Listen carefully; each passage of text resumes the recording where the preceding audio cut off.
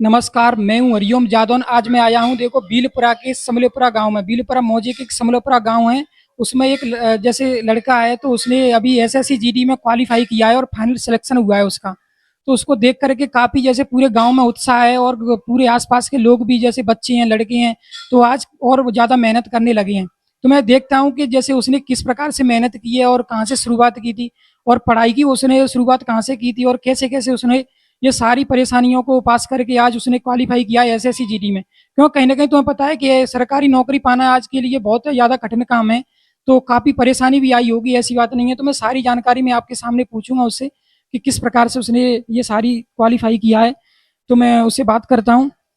तो सर आपका नाम क्या है? जी, रविशंकर। अच्छा ये बताइए कि जैसे शुरुआत आपने पढ़ाई की कहाँ से की थी? जी, शुरुआत मतलब कक्षा 5 तक गाँव में ही पढ़ा था। फिर कक्षा 6 से लेकर और 12th तक आरडी जो स्कूल है उसमें। और मतलब 11th क्लास से आगरा चला गया था। फिर उसके बाद में जो 11th के जो पेपर होते हैं उससे 3-4 महीने पहले से और यहाँ फिर से गाँव में ही आ गया था। तो सर से फिजिक्स और मतलब मैथ वगैरह स्कूल पढ़ता रहा था। ये बताइए जो आपका भी सिलेक्शन हुआ है एसएससी जीडी में, उसमें आपकी जैसे एसएससी जीडी में तो कई पोस्टिंग होती है, कई भी होती हैं, तो उसमें आपका कौन सा नंबर है? जी, मुझे बीएसएफ मिली है और मतलब 134 नंबर थे मेरे। ये बीएसएफ में क्या काम होता है? बीएसएफ मतलब वही बॉर्डर सिक्योरिटी फोर्स जो मतलब अपना आर्मी जैसा सीन है मतलब कुछ। ये बताइए जैसे आप जो हाई स्कूल और इंटर में जब पढ़ाई कर रहे थे उस समय आप कैसा लग रहा था आपको? जैसे आप इसी क्षेत्र में जाना चाहते थे कि आप किसी दूसरे क्षेत्र में आप पढ़ाई की सोच रहे थे? क्योंकि जब बच्चा हाई स्कूल और इंटर में होता है उस समय उसके विचार ये इतने बन जाते हैं कि वो कहीं ना कहीं सोचने लगता है कि कौन सी मुझे क्षेत्र में जाना है। तो उस समय आपका क्षेत्र यही था या इससे पहले कुछ और प्लानिंग थी आपकी कुछ और करने की? नहीं, 10th तक तो मतलब इतना कुछ सोचा नहीं था, लेकिन 11th में आगरा गया तो वहाँ पे जो 7 के लड़के थे वो एयरफोर्स के लिए ज़्यादा इंटरेस्टेड थे। तो उनको देख देख कर मतलब एयरफोर्स भाई ग्रुप का मतलब सोचा था पहले, लेकिन वो नहीं हुआ फिर उसके बाद में। और ऐसी तैयारी करता रहा। फिर आके यहाँ पे पहली बार जीडी दिया था तो उसमें को क्वालिफाई हो गया था, लेकिन उसमें मेडिकल लिस्ट से आउट हो गया था। फिर उसके बाद में दोबारा से वैकेंसीज आई तो फिर से तैयारी की और फिर हो गया इसमें। आपने कंपटीशन की तैयारी करते करते कितनी साल हो गई होंगी आपको? यहाँ 2019 और 18 से शुरू की थी मैंने। 18 में 12th की थी। 12th के बाद में जैसे रिजल्ट आया था मार्च अप्रैल में, तो उसके बाद से ही तैयारी शुरू की थी। तो 2021 में पहली बार और एसएसजीडी क्वालिफाई हुआ है। अच्छा ये बताइए जैसे इससे पहले आपने कितने पेपर दिए होंगे? पेपर तो मैंने मतलब जीडी के दो दूसरा था ये मेरा। और एफ कैट दिया था, वो पहली बार में ही हो गया था। और सीजीएल का प्री हो गया था लेकिन उसमें मेंस नहीं हुआ।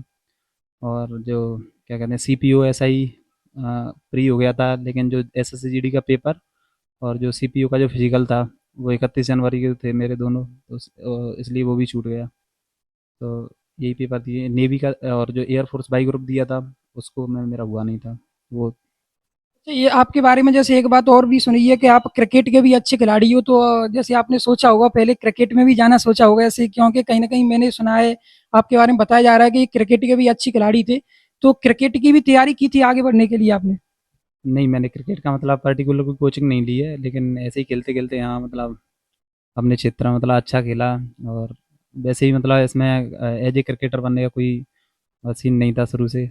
तो और घर वालों ने मतलब शुरू से यही चाहा कि नौकरी पाले बस, इसलिए बस पढ़ाई की। अच्छा आप जैसे कंपटीशन की जब पढ़ाई करते थे तो आप घर पे शाम को या कितनी पढ़ाई कितने घंटे करते थे शाम शाम को रात को? नहीं, मैं मतलब इतना रेगुलर नहीं रहा हूँ, क्योंकि जैसे क्रिकेट वगैरह मैंने काफ़ी खेला हुआ है। तो कंटिन्यू तो नहीं की है, पर मैंने ये है कि मेरा मॉर्निंग और जो शाम को और सुबह में मतलब रोज़ाना सुबह में जैसे 4:30 5 से अपना 3-4 घंटे की सिटिंग।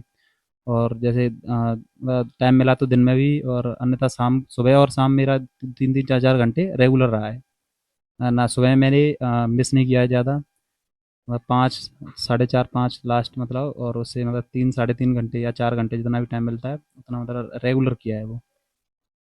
आपने जैसे ये एसएससी जीडी की जो आपने क्वालिफाई किया है तो इससे पहले पेपर में और भी एक आध क्वालिफाई किया होगा लेकिन फाइनल मेरिट में नहीं आ पाए होंगे, ऐसा भी हुआ होगा आपके साथ? हाँ, जो 2021 का जो एसएससी था उसमें मतलब मेडिकल लिस्ट से आउट हुआ था। और जो एफ कैट का पेपर जो एग्ज़ाम पास हुआ था, उसी टाइम पे सीजीएल का भी था, तो इसलिए उसका मैंने जो एएफएस भी होता है वो नहीं दिया।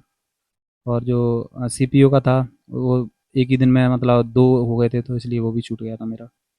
आपने पढ़ाई जो की है वो कौन सी जगह से ज़्यादा की है, जैसे होम स्टडी की है या कहीं दूसरी जगह पर कहीं सिटी में जा करके की है, कहाँ ज़्यादा पढ़ाई की है आपने कंपटीशन की? नहीं, सबसे पहले तो मतलब जो एलेंस एकेडमी में, और बहुत अच्छी पढ़ाई रही थी लगभग 2 साल के लिए। फिर वहाँ से दिसंबर 2021 में और घर पे आके ऑनलाइन बैच परचेज किया था कैरियर विल से, सीएचएसएल का।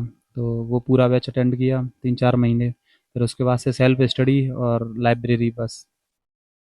आप जैसे और भी जितने बच्चे क्षेत्र में पढ़ रहे हैं और काफ़ी कोशिश भी कर रहे हैं, लेकिन कहीं न कहीं बच्चों का नहीं हो पाता है ये कंपटीशन का पेपर, क्योंकि बहुत हार्ड होता है और कंपटीशन भी बहुत हाई है आज के टाइम पे। तो आप बच्चों को जैसे क्या कहना चाहोगे? कहीं न कहीं आपके ही संग के सारे लड़के हैं, तो आपको कैसे कहना चाहोगे, कैसे पढ़ाई करनी चाहिए उनको? नहीं, अगर आज की डेट में जो कंपटीशन है वो क्या है, बहुत ज़्यादा है, इसमें तो कोई दो राय नहीं है। और जितने भी लड़के हैं, मैं मतलब कंटिन्यू बस ये है कि नियमित बने रहें, तैयारी वगैरह बंद ना करें, और लगातार करते रहेंगे तो ये हो ज़रूर जाएगा। टाइम लगता है अभी, कोई भी चीज़ें हैं मतलब लगभग 2-3 साल जितनी भी टाइम हो सकता है, लेकिन नौकरी ज़रूर मिल जाएगी, इतना है, चाहे कि कोई भी फील्ड हो। हार कब तक नहीं माननी चाहिए? जैसे बच्चे को कि हार जल्दी मान जाते हैं, 2-3 साल तक ही बच्चे हार मान जाते हैं, तो कब तक हार नहीं माननी चाहिए? नहीं, कंपटीशन के फील्ड में हार मानने का तो कोई चांस ही नहीं है, क्योंकि एज क्राइटेरिया है वो। तो मैं जैसे तुम मतलब 12th करने के बाद से लगभग 17.5-18 से हम एग्ज़ाम देना शुरू करते हैं, तो उसके बाद से ये है कि ग्रेजुएट हो जाते हो तो तुम और वैकेंसीज मतलब ओपन हो जाती हैं तुम्हारे लिए। और इस क्राइटेरिया मतलब ये तुम मेहनत करते रहोगे तो ये जैसे अब 12th से तुम्हें जो जॉब मिलेंगी, तो वो कहीं ना कहीं मतलब अगर 12th के बाद से तुम ग्रेजुएट हो जाओगे तो उसके बाद में और भी मतलब अच्छी अच्छी जॉब्स के मतलब अपॉर्चुनिटीज मिलेंगी। तो अगर तुम हार नहीं माननी है, चाहे 3 साल हो जाएं, 4 साल हो जाएं, कोई दिक्कत नहीं है, हो जरूर जाएगा सिलेक्शन। जब भी मतलब अच्छा, एक बार एक टाइम ऐसा आता है हर के फील्ड में कि मतलब रेगुलर एग्जाम निकलते हैं फिर, तो बस। देखिए, मैं अब और भी बात कराऊँगा, क्योंकि जो और भी इनके पास में जो बैठे हुए हैं, ये इन्हीं के गाँव के हैं और इन्हीं के रिलेशन के हैं जो होंगे, तो मैं उनसे भी बात कराऊँगा कि कैसे ये पढ़ाई करते थे और कैसे पहले ये किस प्रकार से पढ़ाई करते थे, कैसे थे पढ़ाई में। और आज तो क्योंकि क्वालीफ़ाई कर ही दिया है, तो आज तो मानना ही पड़ेगा सभी को कि होशियार थे, लेकिन पहले कैसे थे, मैं इनसे बात कर रहा हूँ।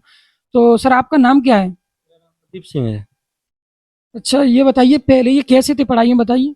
पढ़ाई में तो बहुत होशियार से, सबसे ज़्यादा मेहनत करते थे और बहुत अच्छी तरह पढ़ते थे। अच्छा, ये बताइए जैसे पढ़ाई तो ये करते थे, लेकिन ये गाँव में ज़्यादा रहते थे कि बाहर? ये गांव में भी बच्चों के साथ रहते थे, खेलते कूदते भी थे, पढ़ते भी थे, पर सुबह शाम इनका टाइम से पढ़ना था और मेहनत करते थे, होशियार भी थे शुरू से ही। कोचिंग भी, ट्यूशन भी पढ़ते थे, मेरे पास पढ़े हैं मैथ का, फिजिक्स का, तो अच्छी से होशियार थे। मतलब ये सर का जो विद्यालय है यहीं समलेपुरा में ही विद्यालय है, वो उन्हीं के प्रबंधक हैं ये सर। तो मैं और भी बात कराऊंगा। सर, आप बताइए कुछ इनके बारे में, किस प्रकार से ये पढ़ाई करते थे?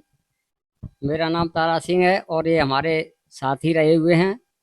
और इनका जो पढ़- पढ़ाने का तौर तरीका है वो बहुत अच्छा था। और हमने एक दिन अर्ध विश्राम में इनसे बैठकर बातचीत की, तो इन्होंने अपना लक्ष्य बताया कि हम तो देश की सेवा में ही कार्य करेंगे, और उसको लक्ष्य को इन्होंने पूर्ण करके दिखाया। और मेरा ऐसा कहना है कि जो बच्चे अपने लक्ष्य को बना करके कार्य करते हैं वो अवश्य अपनी मंजिल को पाते हैं, और उस मंजिल को इन्होंने पूरा करके दिखाया। बहुत बढ़िया सर ने बताया है, क्योंकि कहीं न कहीं ये इस विद्यालय में मतलब बच्चों को पढ़ाते भी थे, ये काम करते, क्योंकि स्टडी भी करते थे और ये भी काम करते थे, काफ़ी अच्छा बताया। देखो, ये जो बैठे हैं बगल में, ये इनके फ्रेंड हैं, तो इनसे भी मैं बात कराऊँगा, क्योंकि फ्रेंड को ज़्यादा मालूम होता है सारी चीज़ें। तो अच्छा, आप क्या कहना चाहोगे, किस प्रकार से इन्होंने पढ़ाई की है और कैसे यहाँ तक पहुँचे हैं? तो पढ़ाई का तो जैसे सब बता ही दिया, सर ने बता दिया, और मेरे दोस्त रवि सिंह उसने खुद बता दिया है। तो फिर क्या होता है ना कि किसी भी दोस्त के बारे में उसके दोस्त को अच्छी तरह पता होता है। तो मैं इसकी जो बैड हैबिट थी वो बताना चाहूँगा कि इसकी बैड हैबिट क्या थी। जैसे जो हमारे जो फॉर्म डले थे जीडी के, तो हमने साथ में फॉर्म अप्लाई किया था, साथ में तैयारी करते थे लाइब्रेरी जाके हम। तो हम दोनों की एक आदत हो गई थी कि शाम को डेली हम पान खाने चले जाते थे, मतलब ये मौक लगाते थे डेली रेगुलर, और पान खाने तो जाना ही जाना है हमको। उसके बाद आके डेली पढ़ाई करते थे। तो ये हम दोनों की अच्छी आदत समझे, बेगा समझो, लेकिन जाते थे डेली। और ये बात मुझे लगता है कि दोस्त के अलावा किसी और को शायद नहीं पता होगी, ये वाली बात है। बिल्कुल बिल्कुल, देखो ये जो बात बताई है ये और कोई नहीं बता सकता, क्योंकि दोस्त के साथ ज्यादा टाइम रहता है, तो वो बताइए उन्होंने। तो आज मैंने देखो काफी आपको जानकारी दी है, क्यों कहीं ना कहीं जब क्षेत्र में कोई अच्छा एक प्रदर्शन करता है तो उसको देख करके कहीं मोटिवेट होते हैं और भी बच्चे। तो आज इसको देख करके जितने क्षेत्र के हैं तो सभी मोटिवेट होंगे, और इस प्रकार से पढ़ाई की है इन्होंने और आज यहाँ तक पहुंचे हैं। तो आज के लिए इतना ही, आगे फिर मिलेंगे। बहुत बहुत धन्यवाद।